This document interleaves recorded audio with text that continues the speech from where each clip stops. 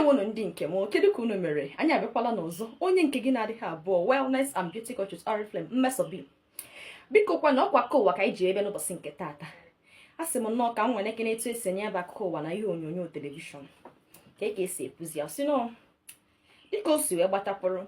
N'izu ụka ole ma one gara aga, Nwa-Ada onye anyị mara dịka onye mmesobi si na ọ ga-amalite ime gịnị inye anyị akụkọ ụwa gbasara ihe na-eme n'obodo anyị bụ Naịjirịa.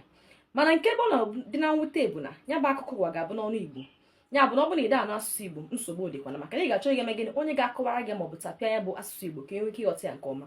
Mana ya bụ Nwa-Ada na-ekwe anyị nkwa na ọ ga-eme gịnị na ọ ga-akawa arụ fụ na ọ mee gịnị maka ọ ga-esi tụgharịkwa ya n'ọnụ bekee ka ndị na-anụ bekee nwee ike ịnụ ya. N'izu ụka anụnwa ọ na-emekwezi ka anyị mata na onye ọbụla ga-akawa arụ fụ na ọ mee gịnị na ọ kwadoro ọfụma maka na ya bụ Nwa-Ada mee gịnị ọ kwadokwuru inye anyị aka ụwa ka o si wee dị. Ya na ihe ọbụla na-eme na anyị ga-achịkọta ha nche niile ọnụ n'izu ụka ọbụla mee gịnị wee kọwara anyị dịka o si wee dị. Gbaa mbọ fụ na ime gịnị na idotere ekwentị gị ebe ọ ga-abụ ọkụọ enwe ike mana oge erugo. Chere anyị n'izu ụka anụnwa n'otu oge anụnwa. Anyị nọ mgbe niile nyere gị aka kedu ihe ị chọrọ maka ya site n'isi gị aruo n'ụkwụ gị. Chefuo na ọka bụkwa Nwa-Ada mmesobi Wellness and Beauty Culture Oriflame gị na-adịrị abụọ. Ngwa ka emesịanụ.